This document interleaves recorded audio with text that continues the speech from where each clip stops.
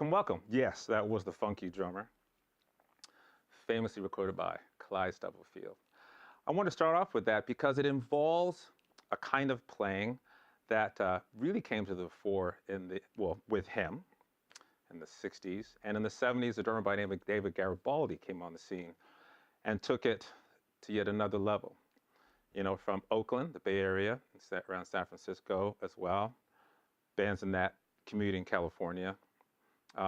You know, he was influenced by a lot of Latin music and really brought this layered approach to the drum set to us all. Now, when I say layered, what I'm really talking about is internal dynamics. Some of it is linear in concept, but there's also points where notes are layered on top of each other. So in general, the bass drum is strong. The real dynamics start to take place when you're dealing with the snare drum and the hi-hat. The snare drum is strong with the rim shots, which are generally on backbeats and other accents in the phrase. And other than that, there's a lot of use of ghost notes. There are also ghost notes on the hi-hat as well as accents. So I'm just going to play one approach to it today. And we'll use this ostinato on the hands.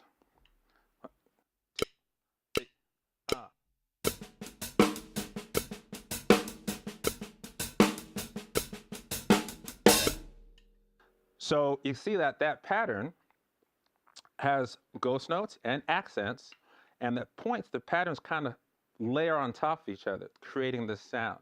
Now, the idea of building a groove like that up is to be able to play or comfortably play any bass drum within the 60-note feel that would obviously accentuate maybe the bass line or a part in the music.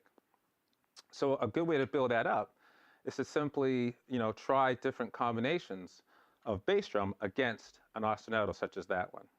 So I wrote out a bunch of little bass drum parts, and I'll see if I can play through them. I'll see if I can play through them. They're fun to practice. Some of them they seem simple until you try them, and some of them seem hard and are hard. So here we go.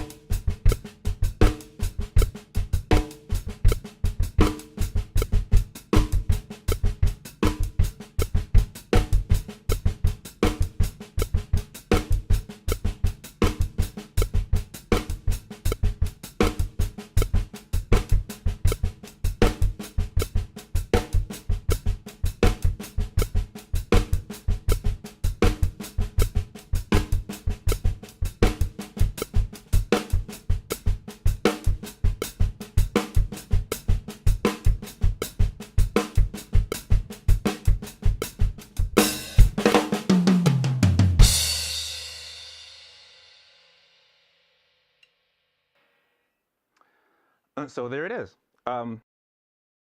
Yeah, that's pretty tricky stuff. Starts off kind of rarefied, but eventually it starts to get really thick. It does take some time to get accustomed when to the fact that some of the notes are going to be layered together, but at different dynamics, which definitely feels funny. So I tend to think, I guess, more vertically than horizontally at points in order to make that happen. Well, have fun with this one, and I'll see you next week. Thanks for watching my video. If you like what you saw, show a little love and hit subscribe.